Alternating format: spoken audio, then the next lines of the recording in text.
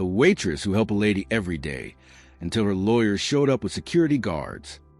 An ordinary waitress, a quiet ritual, and a secret that changes lives. In Seattle, Lauren Hayes serves tea and waffles to a reserved lady, until her lawyer walks into the diner with security guards, and something unexpected unfolds. Subscribe to our channel, hit the like button, and let us know in the comments where you're watching from. The sound of rain was like nature's own clock in Seattle, keeping pace with the people rushing by under umbrellas, and the cars gliding down streets gleaming with water and light. Inside the Harbor and Hearth Diner, the world moved at a different rhythm. The neon sign flickered on the facade, casting bluish tones over fog windows, while the smell of fresh coffee blended with bacon and pancake batter. Lauren Hayes wiped the counter with a worn cloth. Her hair pulled into a hurried bun, dark circles hidden beneath a touch of cheap foundation. She had been working there for almost 3 years, 6 days a week, always arriving before dawn, around 5:30, when the sky was still gray and the streets were empty. Her uniform had long lost its shine, but it was part of her life. At 24, Lauren supported her small apartment and helped pay for her grandfather George's treatment, medication, and doctor visits that didn't come cheap. Every morning, when the alarm went off at 4:30, she thought the same thing. As long as he's breathing, I'll get up. The diner wasn't fancy or modern. The red vinyl chairs were peeling at the edges, and the linoleum floor creaked under hurried steps. But there was something comforting about the place. The walls were lined with old photographs that told stories of ordinary people, and the soft on the radio filled the gaps between orders. Lauren knew the rhythm of her customers, as well as she knew her own heartbeat. The trucker at table 6 always ordered black coffee with no sugar. The mailman always forgot his change, and the lady by the window preferred black tea in a thick mug. Every morning was the same. She'd arrive, hang her coat on the hook, sit in her usual corner, and open a small, worn notebook. No one knew her name. She spoke little, almost nothing. She simply watched the world, calm and steady, as if observing life without taking part in it. Lauren didn't know why she found the woman so fascinating. Maybe it was the serenity she carried, or the quiet loneliness that seemed to follow her. She always arrived at exactly 7:15, and Lauren made sure to greet her with the same smile, polite but genuine. She prepared the tea carefully, adjusted the water temperature, and cut the waffle into small pieces before serving. Over time, she began folding the napkin into a triangle and placing it neatly on the right side of the plate, not even knowing why she did it. It became a habit, almost a ritual. The woman rarely said more than a soft, "Thank you," but her eyes softened whenever Lauren approached. There was no bond, no conversation, yet something unspoken and real connected them through that quiet routine. The diner's manager, Gus Romero, often teased Lauren about the attention she gave the customer. He said it was a waste of time. That rich old ladies only left small tips and always complained their tea was cold. Lauren just smiled and went back to work. She knew Gus wasn't mean, just tired after so many years behind the counter. The Harbor and Hearth was his territory, and he guarded it like a secret. But Lauren saw it differently. To her, it was a refuge, the one place where life seemed to pause before starting over. There, she could forget about the bills, the sirens outside, and the fear of not being able to afford her grandfather's next appointment. Every plate she served was a small victory, proof that there was still something good in caring for others, even when no one noticed. Outside, the gray clouds made every day feel the same. Inside, every repeated gesture carried meaning. The hiss of the coffee machine, the clinking of cups, and the murmur of voices blended into a kind of melody that calmed her tired mind. Sometimes she wondered what her life would have been like if she'd taken another path, if she had finished her art degree and sold her paintings in some gallery. But those thoughts came and went like steam rising from a hot cup of coffee. Reality was the apron tied around her waist, the smell of grease on her clothes, and the daily care she gave the man who had raised her. George often said she had her mother's eyes, strong but kind, and that was what kept her going through the longest days. The lady by the window watched Lauren with discreet attention. Sometimes she wrote in her blue notebook. Other times, she simply followed the rhythm of the cafe with calm, weary eyes. Lauren noticed a faint tremor in her hands when she lifted the mug, so she started using ones with wider handles to make it easier, never mentioning it, just doing it every day. It was the kind of kindness that didn't need to be explained. When the woman finished her tea, she always left the exact tip, neatly arranged in small, clean bills. Lauren pocketed the money, but what truly mattered was the barely there smile the woman gave before leaving. It was a kind of gesture that said, "I see what you do." And though neither of them knew it, that quiet acknowledgement was what kept Lauren standing, repeating the same ritual day after day, unaware that fate was already paying close attention to every detail. Tuesday began with the heavy sound of rain hitting the windows of the Harbor and Hearth Diner. The city still seemed half asleep, and the streetlights shimmered across puddles like fragments of the same mirror. Lauren arrived a little later than usual, her face pale and her body heavy. She had stayed up all night, caring for her grandfather, who'd had a fever and coughed until dawn. She left him sleeping, tucked under 2 blankets, with his medicine laid out neatly on the bedside table. Exhaustion made every step feel like she was carrying the world on her back, but she did her best to hide it. She wiped the counter, switched on the lights, and brewed the first pot of coffee. From the kitchen, Gus commented that it was going to be a long day, and she just nodded tiredly. At 7:15, she glanced at the door, waiting for the sound of the bell that always marked the lady by the window's arrival. But the bell stayed silent. The clock above the counter read 7:20 when Lauren realized she'd been serving the usual customers, yet something about the room felt off, as if the balance of place had shifted. She tried to convince herself that the woman was just late, maybe delayed by the rain or a bit under the weather. At 7:30, the table was still empty. Lauren wiped the tabletop, smoothed the red vinyl seat, and adjusted the napkin folded into a triangle on the same corner as always. It was strange seeing that space unoccupied, like a missing piece in a painting she looked at every day. The chatter around her seemed louder, but inside her, the silence was spreading. The routine that usually brought comfort now made her uneasy. The coffee machine hissed softly, steam curling upward, and the smell of fresh bread filled the air, but none of it eased the growing weight pressing on her chest. At exactly 8 o'clock, the bell over the door finally rang, and Lauren looked up, relieved. But what she saw made her drop the cloth in her hand. 4 men entered together, tall, dressed in black suits, their movements too precise to belong to customers. Rain dripped from their expensive coats, and the sharp tap of their wet shoes echoed against the floor. The air seemed to change temperature. 2 stayed by the entrance, while the other 2 stepped forward, making way for an older man with neatly combed gray hair and a composed, observant gaze. He carried a brown leather briefcase and walked with a calm that didn't match the tension in the room. The diner fell silent. Becky, serving a table in the corner, froze mid-step, her tray suspended in the air. Behind the counter, Gus wiped his hands on his apron, trying to make sense of what was happening. The man approached the counter and asked quietly if a waitress named Lauren Hayes worked there. She nodded, confused, her heart starting to race. The stranger looked her straight in the eye and introduced himself. Arthur Hale, personal attorney to Mrs. Eleanor Whitmore. The name sounded familiar and foreign all at once, echoing through her mind without fitting anywhere. She took a step back, gripping the tray tighter.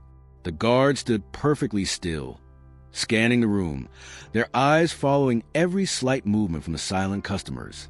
Arthur opened his briefcase slowly, pulling out a white envelope and placing it carefully on the counter. "Mrs. Whitmore passed away last night," he said, his tone carrying equal parts respect and gravity. Lauren felt the air leave her lungs. The tray slipped from her hands, clattering against the floor with a metallic echo that filled the entire diner. The bell above the door, still swaying from the wind, was the only sound that followed. Her head spun. She tried to speak, but no words came. "She passed away?" she whispered, barely hearing her own voice. Arthur nodded slightly, then continued. "Before she died, she left specific instructions that involve you. She asked that you be located and brought to my office." Lauren glanced around, disoriented. Becky stared at her with wide eyes, and Gus looked like he was searching for an explanation. The lawyer stood firm, his posture steady, as if aware there was no way to soften what he had to say. "There are matters that must be handled in person, Miss Hayes," he added. The diner, once full of voices, The clatter of plates and the hiss of the grill had gone completely still. Even the background music had faded into silence. Lauren tried to steady herself, but her knees weakened. The lady by the window, the quiet customer she had served so faithfully, was gone. And now, men in suits and a lawyer she'd never met were there, insisting she come to them for something that somehow concerned her. Her heart pounded painfully, and she could feel everyone's eyes on her.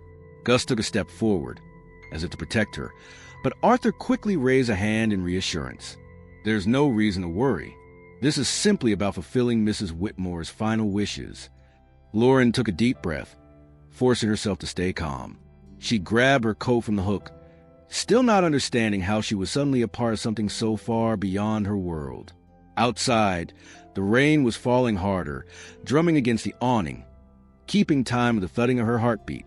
As she stepped out, the cold wind touched her face, and she realized, whatever this was, it was a day the diner would never forget. The black car moved through Seattle's wet streets, every reflected headlight on the glass like a thought Lauren couldn't organize. The lawyer sat beside her, silent, flipping through papers. The security team followed in another vehicle behind them, forming a quiet procession that drew attention without meaning to. When they reached the mirrored building in the financial district, Lauren's knees almost gave out. Everything about the place radiated power. The marble floors, the hush of the hallways, the faint scent of polish, and the echo of distant footsteps. Arthur Hale guided her to a room on the top floor. The air was cool and perfumed, and the panoramic windows revealed the city under a steady drizzle. Lauren sat where he indicated, hands clenched in her lap. Across the table sat Vivian Whitmore, elegant, sharp-eyed, impatient, and Cole, a young man with rigid features and an arrogant expression. The contrast between them and Lauren was striking. She, in her simple coat and damp hair, looked as if she'd wandered in from another world. Arthur opened his leather briefcase with the precision of someone who had done it 1,000 times. The metallic click of the clasp echoed like a warning. As he arranged the papers, Vivian crossed her legs and shot Lauren a fleeting look, as though trying to figure out why a diner waitress was in the same room as her. Cole, on the other hand, didn't bother to hide his contempt. Leaning back in his chair, he drummed his fingers impatiently on the table and checked his expensive watch. "Can we get on with it?" he said, without a trace of courtesy. Arthur ignored him. He pulled out a pair of reading glasses and began, his voice calm and deliberate. The reading of Mrs. Eleanor Whitmore's will. The first pages covered donations to charities, scholarships, and social projects. Lauren listened, not really understanding what any of it had to do with her.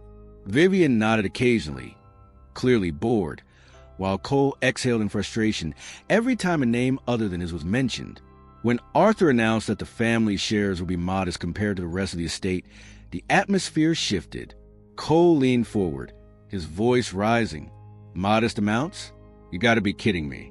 She lost her mind. Vivian tried to quiet him with a glance, but it was too late. The lawyer continued, unshaken, reading with the composure of someone who had witnessed this kind of scene many times before.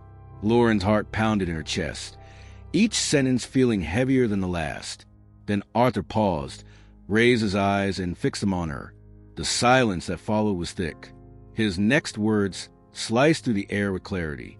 To Miss Lauren Hayes, who showed kindness and respect when the world chose to ignore, Mrs. Whitmore leaves a sum of $250,000 to ease her burdens and, in addition, full ownership of the establishment known as the Harbor and Hearth Diner, along with a $5 million trust for its maintenance and expansion. Lauren blinked, dazed. She thought she'd misheard. She looked from Arthur to Vivian, who seemed to have stopped breathing, and finally to Cole, whose face had turned red with rage. "This is a joke, right?" he burst out, slamming his palms on the table. "A waitress? She left the diner to a waitress?" Arthur didn't answer. He simply turned over another document, confirming that everything had been properly signed and witnessed. Vivian tried to hold herself together, but the edge in her voice betrayed her irritation. There must be some mistake. My mother-in-law was a reasonable woman. Arthur took a slow breath before responding firmly. Mrs. Whitmore was perfectly lucid until the end. Every decision in this will was made by her, of her own free will, and nothing was altered without her direct approval. The silence that followed seemed to pulse through the room. Lauren sat frozen, hands still clasped in her lap. She didn't know whether to stand, speak, or just leave. Her mind spun through simple memories. The smell of black tea, the sound of rain against the window, the napkin folded into a triangle. Moments that once seemed so small now felt impossibly heavy. The diner she had scrubbed and served in every day was now hers. The words echoed in her head, unreal. Vivian had received only a modest lifelong stipend and the right to use a country house, while Cole had been left a small share of frozen stocks that he couldn't touch until he turned 30. Nothing close to what they had expected. The tension in the room thickened. Cole shot to his feet, shoving his chair back, his face twisted in anger. She was manipulated. This woman must have fooled her. Arthur's tone hardened, steady but commanding. "That's enough." Mrs. Whitmore specifically stated that she observed Miss Hay for months and decided to reward her for her genuine kindness. Folding the napkin, cutting the waffle, treating her with dignity. Those were, in her words, proof that humanity still exists outside circles of privilege. Vivian glanced at Lauren with a mix of disbelief and disdain. "Humanity doesn't pay the bills," she muttered, clutching her handbag. Arthur gathered the papers, signaling that the meeting was over. Lauren rose slowly, still unable to process what had just happened.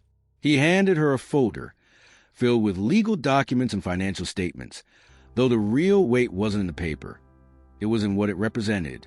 "She trusted you," the lawyer said, his voice softer now, almost human for the first time.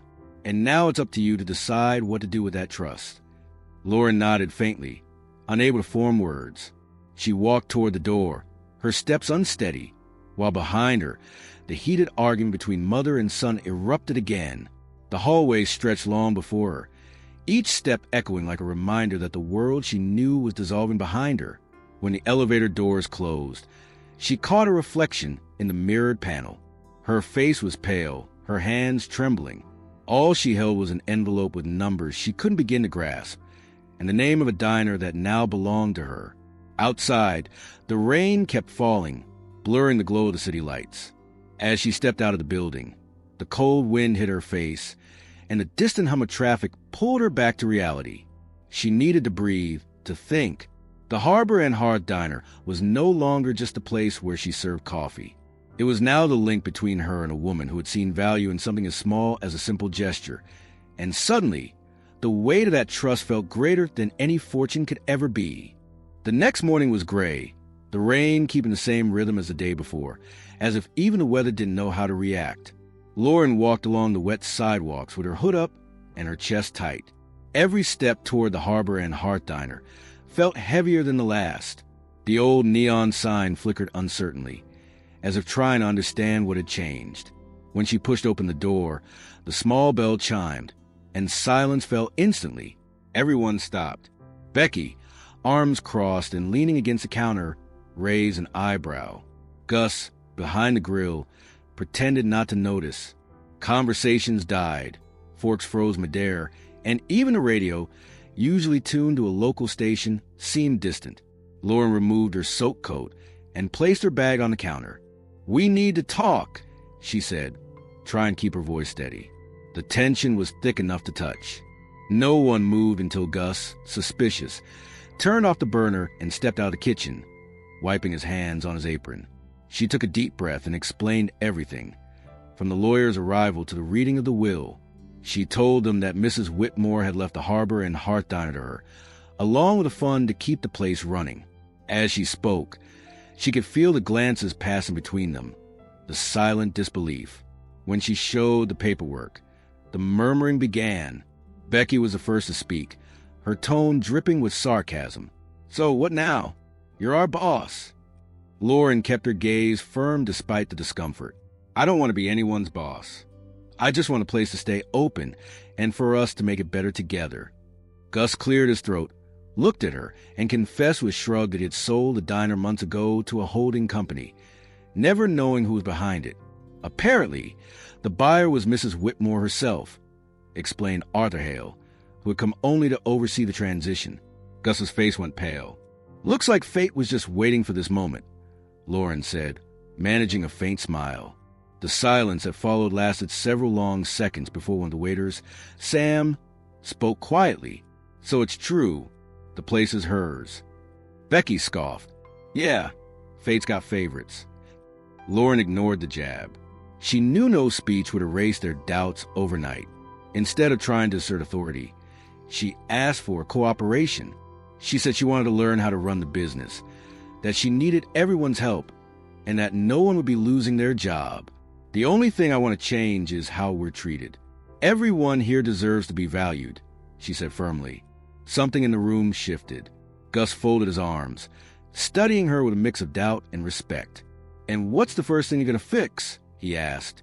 "The air conditioner," she replied without hesitation.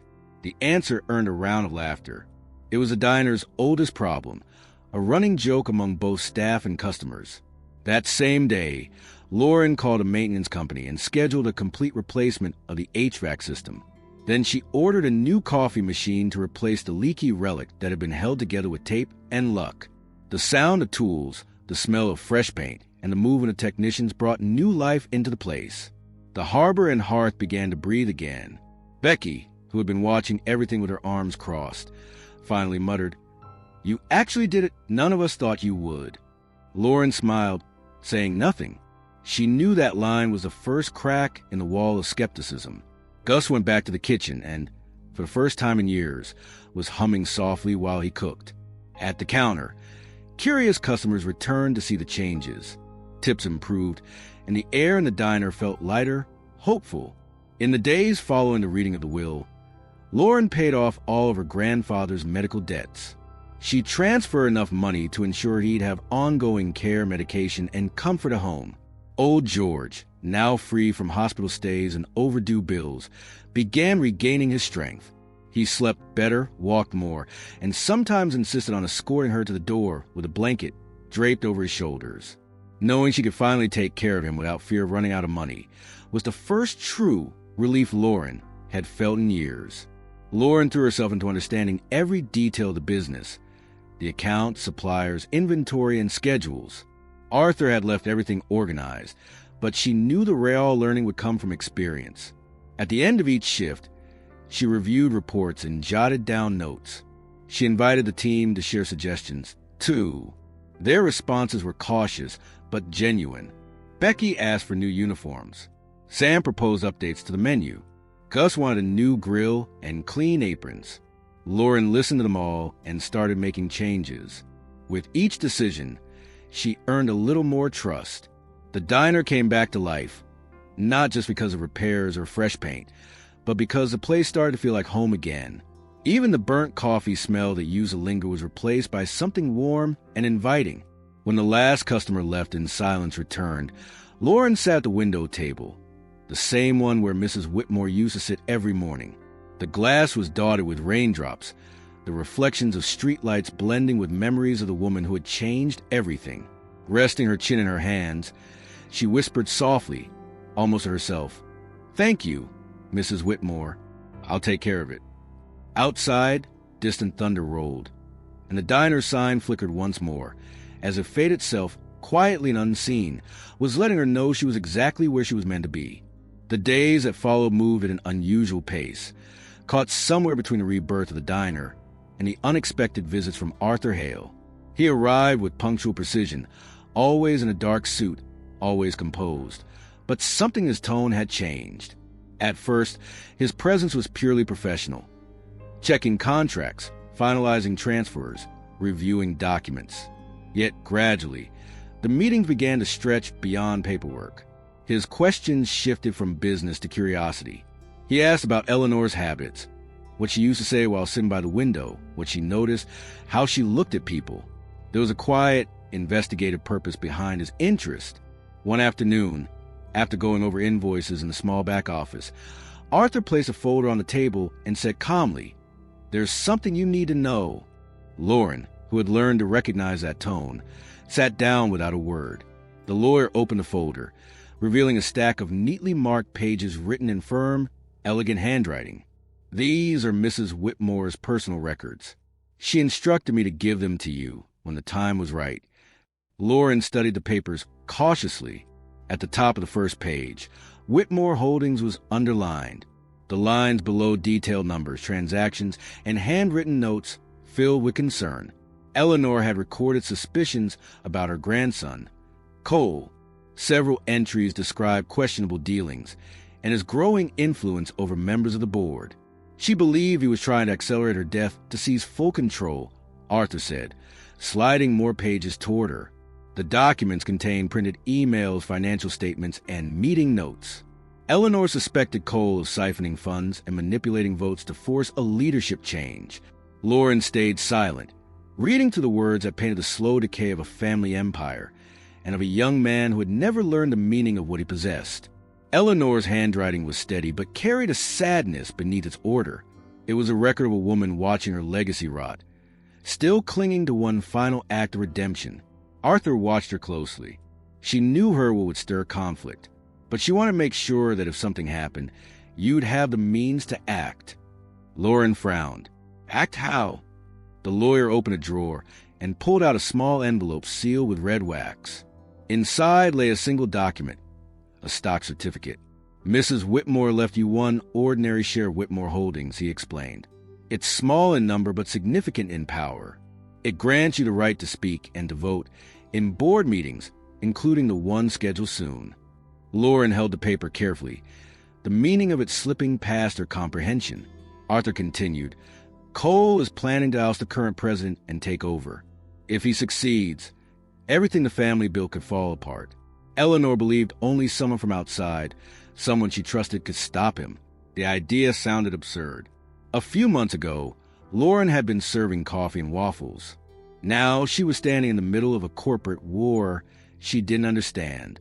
Why me? She asked softly, her voice almost pleading. Arthur didn't answer right away. He turned the silver ring on his finger before meeting her gaze, this time with something almost human in his eyes. Because she saw in you what her own family had lost. Empathy.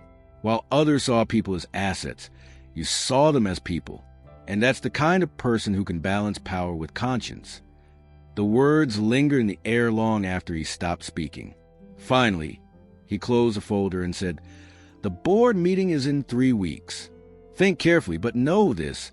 Her name is tied to yours now. When he left, the sound of the door closing echoed to the small office like a reminder of how far her life had drifted from what it once was. Lauren looked down at the papers, full of numbers and phrases that felt like another language. Part of her wanted to return them all, to pretend this world didn't exist. But another part, the one that had met Eleanor's quiet gaze every morning, knew she couldn't turn away. That night, the rain returned. Lauren's apartment was dim, lit only by the lamp beside her grandfather's chair. The blanket rose and fell gently with his breathing, and the steady tick of the wall clock kept time with the rhythm of her thoughts. She sat beside him, studying the peaceful face of the man who had weathered more than she could ever know. Everything had changed so quickly. The money, the security, the respect she now commanded at work. Yet beneath it all was something heavier, a new kind of responsibility she didn't yet know how to carry. Her hand brushed against the folder on her lap, the cool clasp pressing against her skin.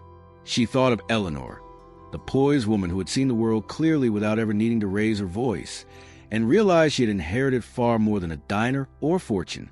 She had inherited a duty. Before turning off the light, Lauren rose and walked to the window. The city shimmered beneath the rain, streetlights reflected in wide puddles below. A cool gust slipped through a crack in the frame, carrying the scent of wet asphalt. For a moment, she imagined Eleanor's reflection in the glass, the same calm, impenetrable eyes watching her. You knew exactly what you were doing, didn't you? She murmured. The silence that followed was answer enough. Lauren took a deep breath, then turned back toward her grandfather, gently adjusting the blanket over his shoulders. I'll take care of everything. I promise, she whispered. Then she switched off the lamp and the soft darkness filled the room, calm on the surface, but deep down, only the beginning of what was yet to come. 3 weeks passed, and each day seemed to carry the weight of something inevitable. The Harbor and Hearth Diner carried on with its usual rhythm, but Lauren's gaze had changed. She divided her time between serving coffee, studying spreadsheets, and meeting with Arthur Hale, who had become more than just her lawyer. He was now her mentor. Every afternoon, after closing the diner, she met him in a modest office downtown, where they reviewed documents and rehearsed strategies. Lauren learned quickly. She listened, took notes, asked questions. With every meeting, she understood a little more about the Whitmore empire and about the kind of man Cole truly was. She discovered that he had been manipulating votes within the board, buying influence, and disguising illegal expenses under the guise of phantom projects. Eleanor had foreseen all of it, and now, without her, the last offense was the upcoming assembly.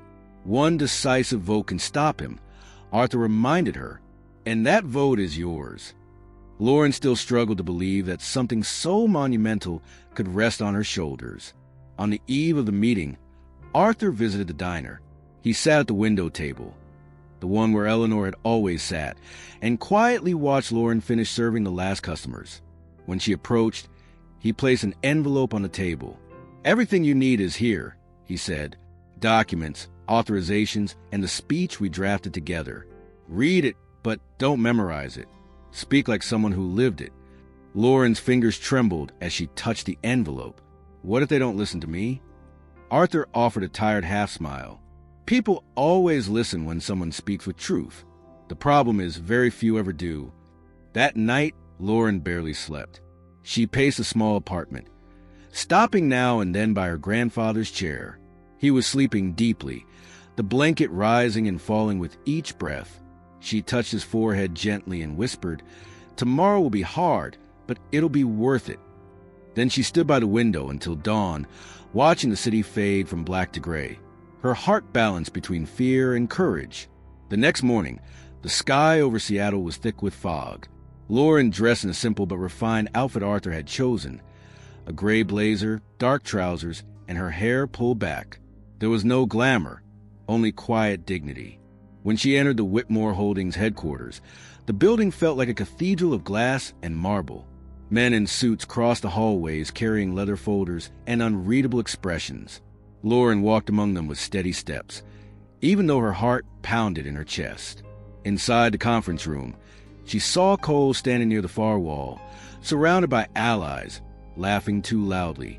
The laughter stopped when he noticed her. "Well, if it isn't the new heiress of the coffee pot," he sneered. "Here to serve the board?" Lauren met his eyes without replying. Arthur entered moments later, greeting the members and guiding her to a reserved seat at the front.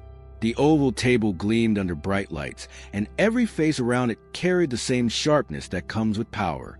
The chairman began the session, reading through reports and numbers until he reached the main item on the agenda: Cole Whitmore's motion to remove the current CEO and take control of the company himself. Cole rose to speak, his tone polished and persuasive. He talked about vision, leadership, and legacy.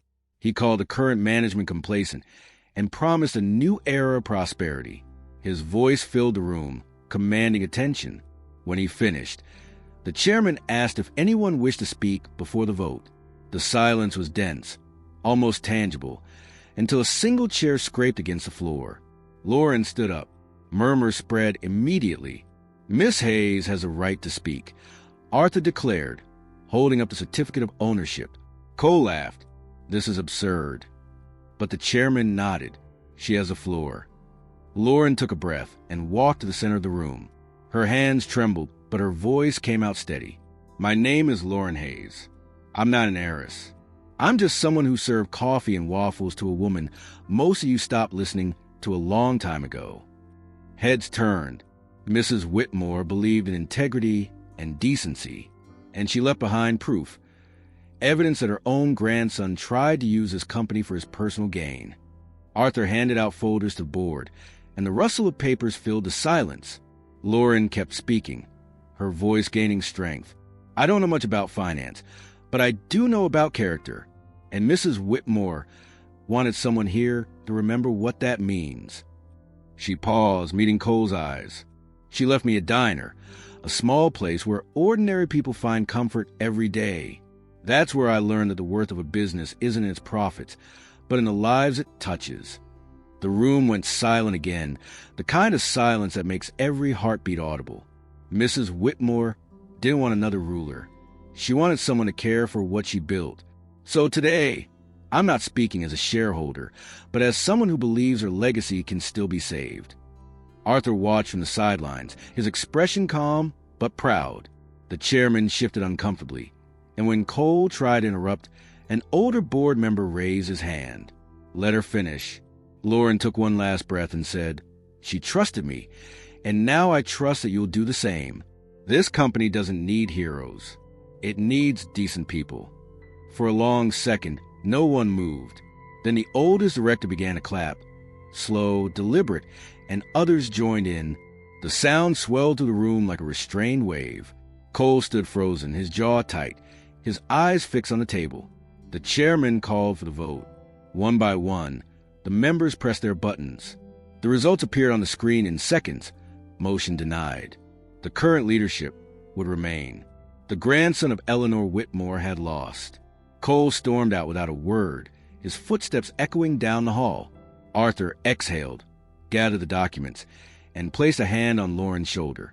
She would be proud, he said quietly, with a mix of relief and respect. Lauren only nodded, too overwhelmed to speak.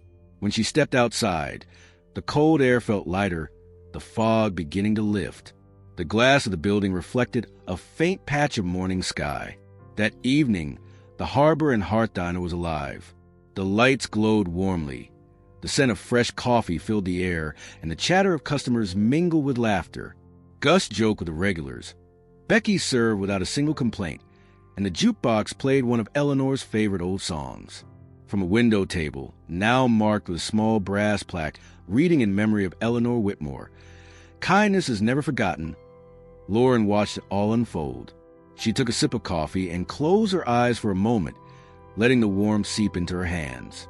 The memories of everything she had endured, the fear, the disbelief, the weight of responsibility, passed through her like gentle rain.